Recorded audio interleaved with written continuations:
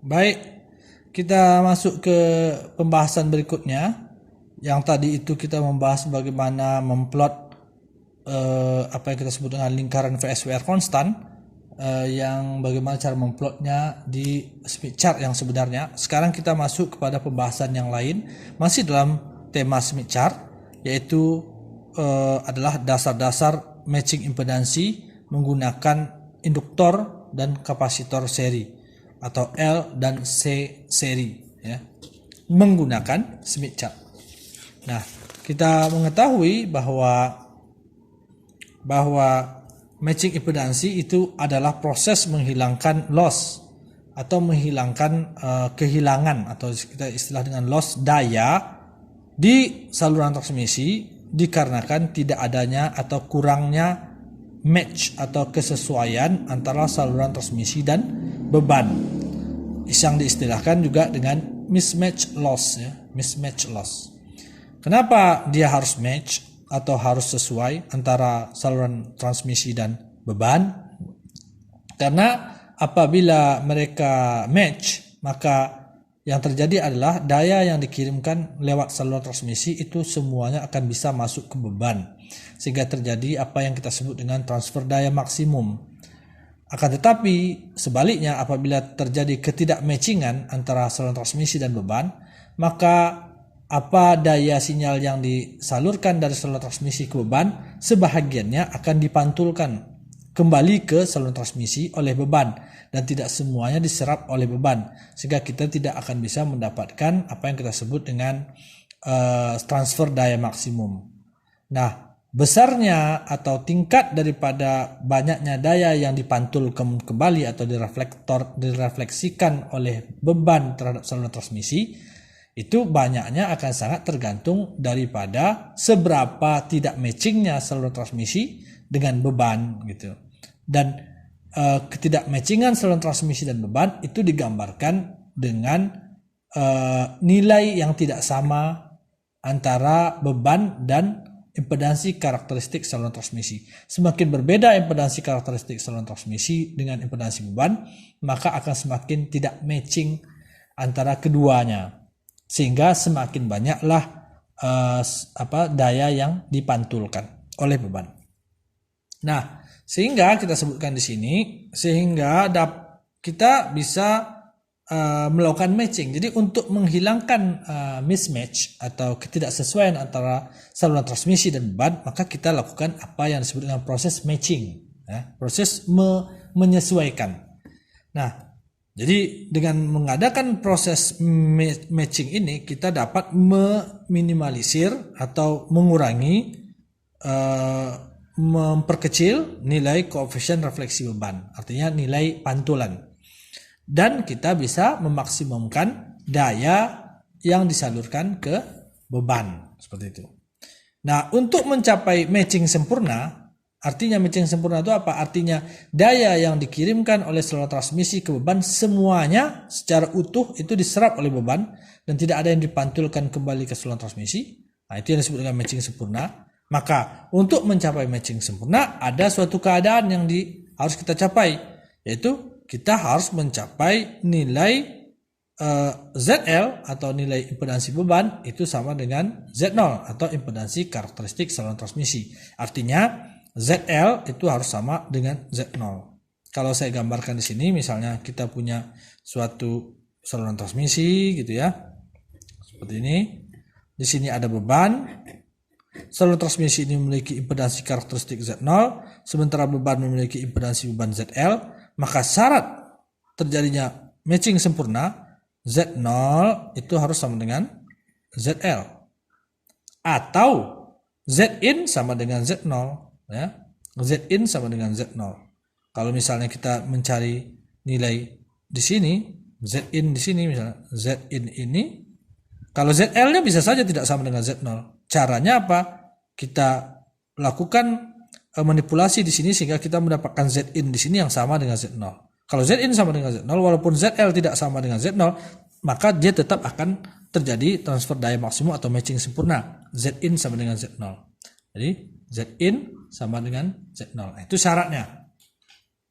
Nah, Selanjutnya, dengan Smith chart kita ingin memindahkan impedansi ZL menuju pusat Smith chart. Kenapa kita ingin memindahkan impedansi ZL menuju pusat Smith chart? Karena disitulah titik di mana terjadinya nilai koefisien refleksi sama dengan 0. Artinya terjadi matching sempurna, tidak ada yang dipantulkan. Artinya matching sempurna. Jadi kalau misalnya kita plot suatu keadaan di Smith chart seperti ini, kita dapatkan nilai plot ZL-nya di titik sini, ini adalah keadaan belum matching sempurna. Artinya masih ada sinyal atau daya dari saluran transmisi itu yang ditolak atau dipantulkan oleh beban. Maka untuk membuat mereka matching, artinya seluruh daya dikirim ke beban, itu harus kita menarik titik ZL ini ke titik tengah sini. Karena titik tengah ini titik 0, ini adalah titik di mana di sini terjadi transfer daya maksimum atau di sini matching sempurna. Nilai koefisien refleksinya 0. Satu lagi saya ingatkan, jangan kalian terkecoh dengan nilai di sini. Di sini saya sebutkan titik pusat ini nilainya 0 koefisien refleksinya. Tetapi tertulis di sini nilainya 1.0. Nilai 1.0 ini bukan nilai di pusat ini. Nilai 1.0 ini adalah nilai untuk lingkaran resistansi konstan. Jadi yang ini ya, bentuk lingkaran di sini nih, ini adalah lingkaran resistansi konstan 1, maka ditulis di sini 1. Sementara titik di sini inilah titik 0, tetapi tidak ditulis nilai 0-nya. Titik 0, titik pusat itu adalah titik di mana terjadinya matching sempurna atau nilai koefisien refleksi 0. Jadi kita ingin, kalau kita mendapatkan beban, kita plot beban itu di sini, ataukah di sini, ataukah dimanapun di Smith chart ini, kita ingin beban itu nanti ujung-ujungnya berpindah ke titik pusat. Artinya kita ingin bahwa beban itu matching sempurna dengan saluran transmisinya. Nah, jadi saya sebutkan di sini, dengan Smith chart kita ingin memindahkan impedansi beban menuju pusat Smith chart. Ya, karena di sana adalah nilai titiknya koefisien refleksinya 0. Nah, sekarang kita coba untuk melakukan matching impedansi sesuai dengan judul materi kita hari ini, yaitu dengan menggunakan induktor dan kapasitor. Sekarang kita gunakan pertama dulu induktor. Idenya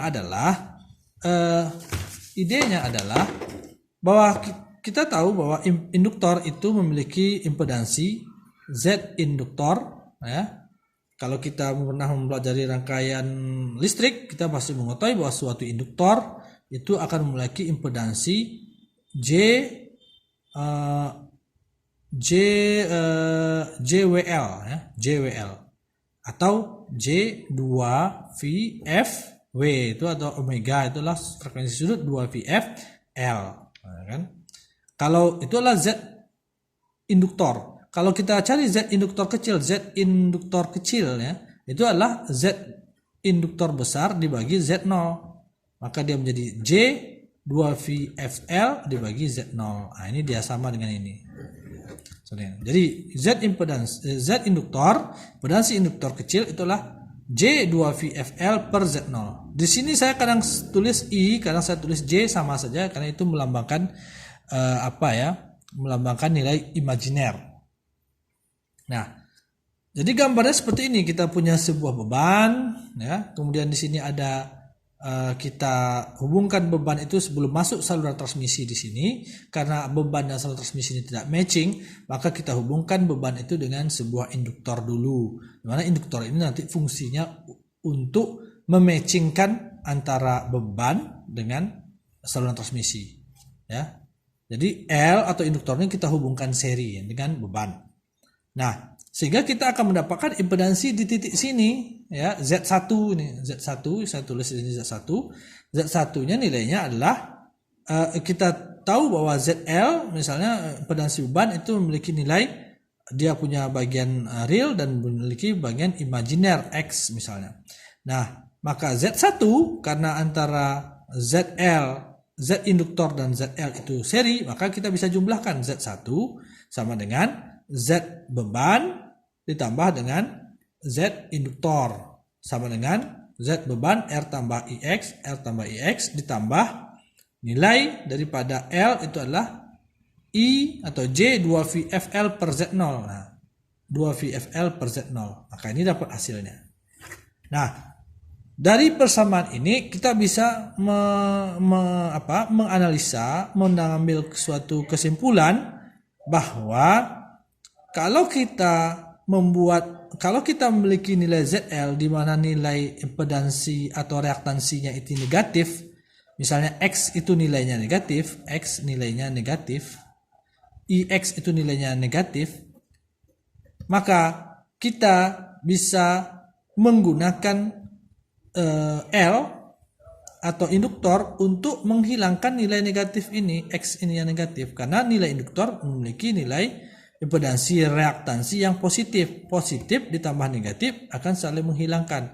Jadi kalau kita ingin membuat X itu sama, kita membuat suatu, kita taruh induktor di sini yang memiliki nilai impedansi yang sama dengan X tetapi nilainya positif, sementara X itu nilai negatif, maka mereka akan saling menghilangkan. Ya, sehingga tinggallah nilai R-nya. Nilai R-nya ini atau nilai resistansinya, sehingga bagian imajinernya 0, sehingga tinggal impedansi yang resistansi yang real. Itu artinya kita sudah menarik titik nilai ZL menjadi nilai Z1, di mana Z1 itu menuju ke titik pusat daripada Smith chart. Nah, jadi dari persamaan ini kita lihat bahwa induktor seri akan memindahkan impedansi ZL sepanjang lingkaran resistansi konstan pada Smith chart. Karenanya jika reaktansi impedansi beban ZL adalah negatif, nih X ini negatif, maka kita bisa menggunakan induktor seri ini yang ini untuk menghilangkan nilai resistansi yang negatif ini. Ini negatif ditambah positif jadi hilang dia. Dengan hilangnya ini maka tinggallah nilai Z1 itu real saja. Ya. Sehingga kita menghasilkan impedansi input yang real gitu. Nah, impedansi input yang real itu artinya adalah kita membawa titik daripada titik daripada ZL itu menuju suatu titik pusat daripada Smith chart. Nanti kita lihat seperti apa bisa seperti itu. Kita lihat dalam contoh soal. Sebagai contoh nih ya. Kita lanjutkan ke video berikutnya sebelum kita bahas contoh ini supaya file video tidak terlalu besar.